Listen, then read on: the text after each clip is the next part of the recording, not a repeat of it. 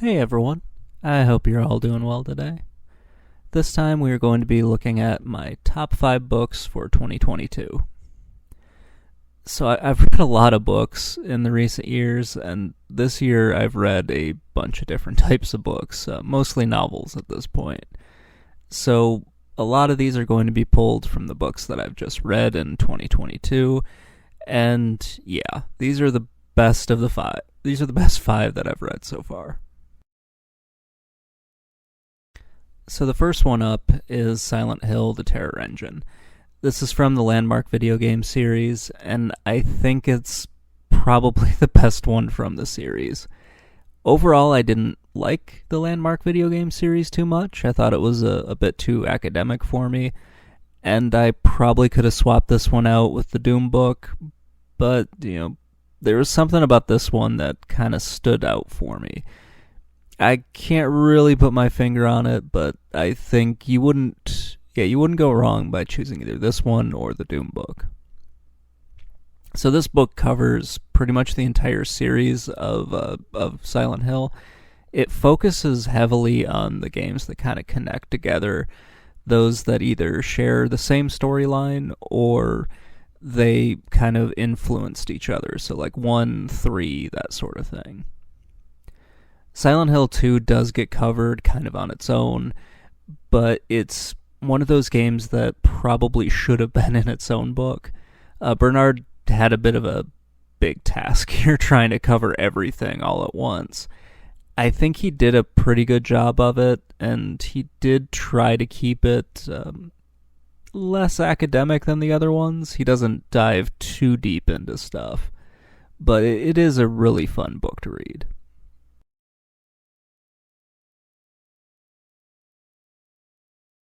However, it is still an academic book, and it might make it a little bit harder to read than the other ones on this list. It also goes over some of the fan theories, especially some of the more normal fan theories, so you won't hear anything about the weird circumcision stuff that one crazy person thought of, which is a good thing. He doesn't dive into that trash fire or some of the other bizarre stuff that people can come up with in order to justify things in a video game. If you're going to read one book from the Landmark video game series, or if you're just a fan of Silent Hill in general, then check this one out. I do want to warn you again, it is a very academic book.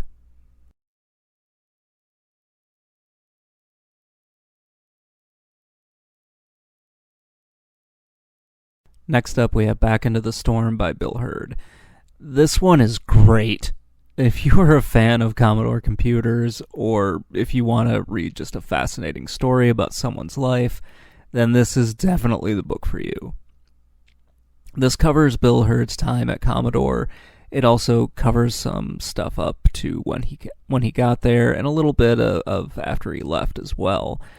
But primarily, we are focused on just his time at Commodore, and what a crazy couple of years that was.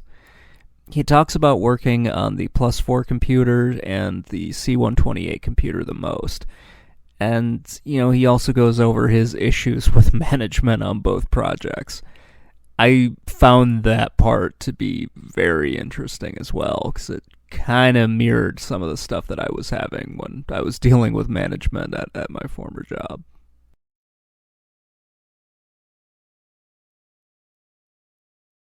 There are some other stories in here.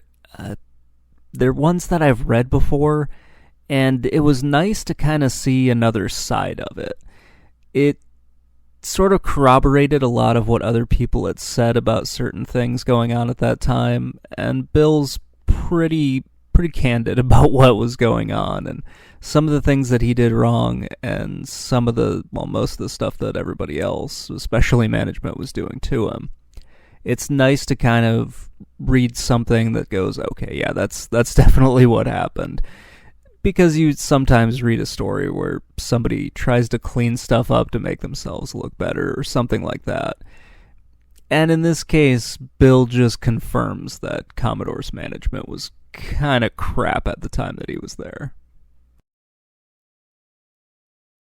I was really looking forward to this book after I read sort of like the history of Commodore in Brian Bagnall's books, and it was just a fascinating company, and I didn't know it existed until 2010, or at least the early 2010s, because I just didn't know anything about personal computers back then, or at least back in the 80s, that sort of thing.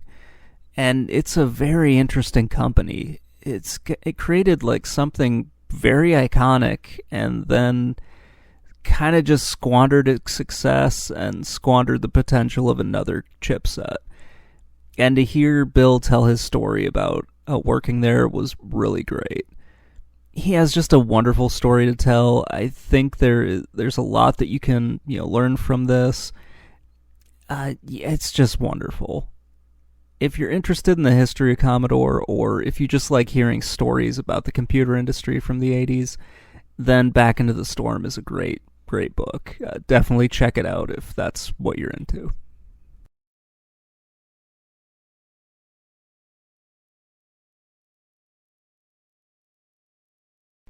In creating Q*bert, Warren Davis tells us about his life and the video games that he made. There's more to it than that, and I think the parts about his acting career and the full motion video games, those were probably my favorite. I found it interesting that about the stuff that oh my gosh, well, I found what he said about Q*bert to be very interesting, especially the development of it, how he gives credit to the people who helped him, how he talks about the stuff that he did, how certain people inspired different things, and he talks about how it was really a group effort, that he just happens to be kind of like the lead on that project or something like that. It was really cool to read about just how he created this little game about a orange blob guy that swears a lot, and it was just really cool to read. But yeah, I think hearing about how the footage for FMV games was captured, how he got into acting, how he kind of made the jump to do more of that, or he was sort of talking about wanting to do more acting than making video games. I just found that to be like way more interesting than some of the other stuff in this.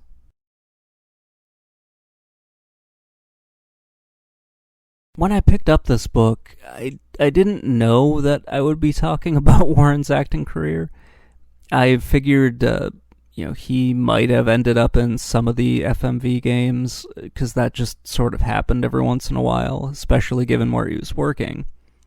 But I had no idea that I was going to be reading about stage plays and improv classes or anything like that. And it really turned out to be one of my favorite parts in the book. I just found that to be much more interesting than some of the other stuff. Q*bert does dominate the book, and for good reason.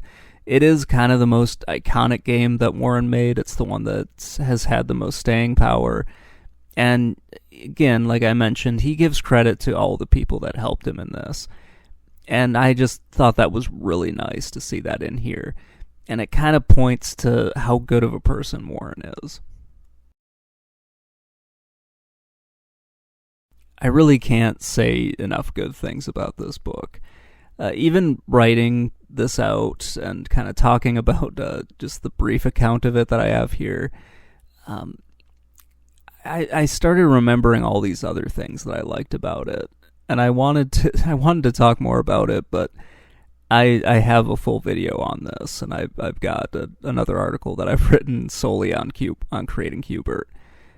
I'll just leave it at, if you're a fan of 80s arcade games, then definitely check this one out, because it is a great story, and you learn an awful lot about Warren Davis and just the really amazing life that he lived, or has lived. He's still alive. So you just hear about his really amazing life.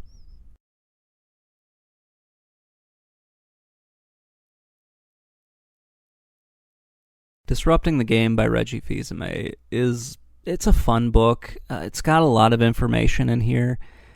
It covers much of Reggie's life and how he made his way to Nintendo. I think the most interesting parts were some of the tidbits of advice that he gives you. and his time at Pizza Hut. Yeah, Pizza Hut. When he when he basically worked on creating the Bigfoot and then killed it off. Those were probably some of my favorite stuff. I found a lot of the jobs that he worked before he ended up at Nintendo to be much more interesting than his time at Nintendo. Not that that part wasn't interesting, I just found the other stuff more interesting because it speaks to just the different things that he did and how he tried to learn something at each of those places and then carry it over to his next job. I found that to be very fascinating and just a nice way of saying, you need to keep, when you do take on new jobs, you need to kind of learn something and try to take something away from it. It was very interesting to read that.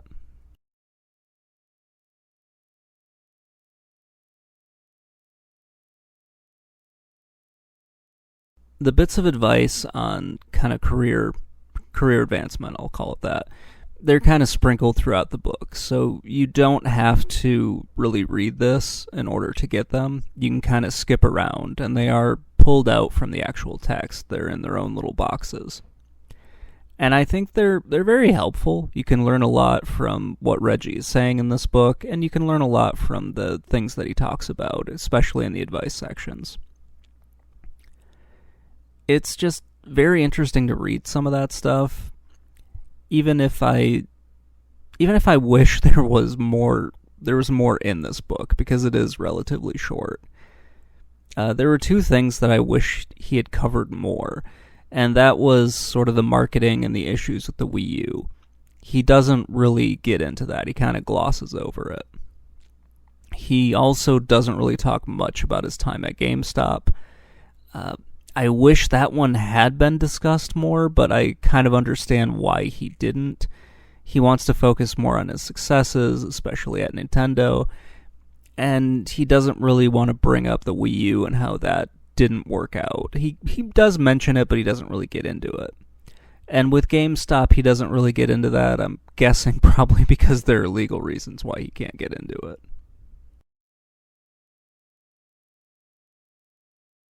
While this book is one of my favorite books from this year, I think Reggie could have been more upfront about some things that I've already mentioned. And I also think it is a relatively short book. There's a lot of information in here, but it doesn't cover some topics that I kind of wanted a more in-depth look at.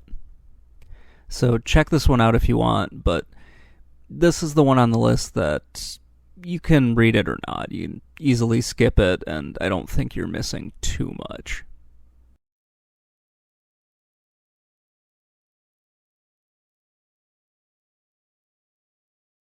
Okay, let's talk about the walkthrough by Doug Walsh really quick. Doug Walsh worked for Brady Games, and later Brady Games would merge with Prima Games, and he worked with them. These were the two big publishers of strategy guides that I at least remember from the 90s and the early 2000s.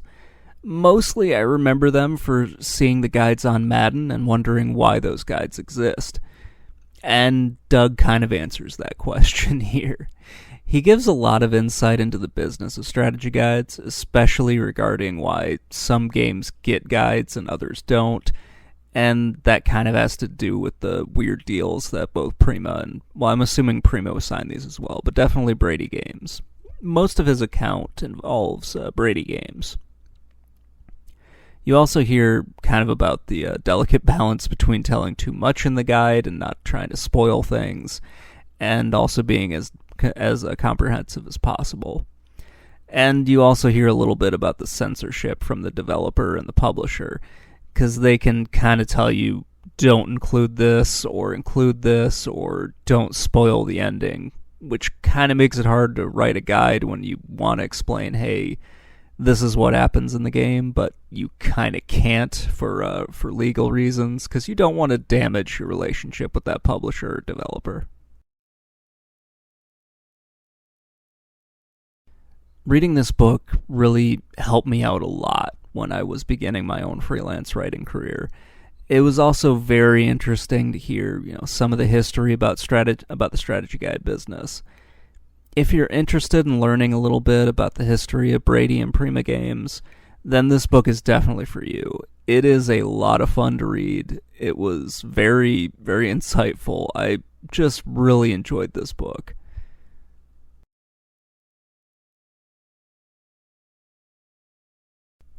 Each of these 5 books are great for just different reasons. They each bring something unique, and they tell stories about the video game industry and people who work in it. You also get some stories about stuff that you didn't think about or would not have thought about when you're recounting video game history. It's kind of cool to see those not really forgotten stories, but those stories that aren't told that often. It's really cool to check those out, and each of these books kind of brings something a little bit different and gives you a bit of a different perspective. If I had to pick just one book that I could recommend from this list, it would probably be Creating Qbert. I just found Warren Davis's story to be incredibly interesting. He did so many really cool things, and the book tells you, just a few of the stories that he has. It was just a great read, and it was really interesting learning more about his life and a little bit about the video games that he made. A close second would be the walkthrough. I really enjoyed that one as well. That's going to wrap things up. Let me know what you think in the comments below, and I'll talk to you all later. Bye.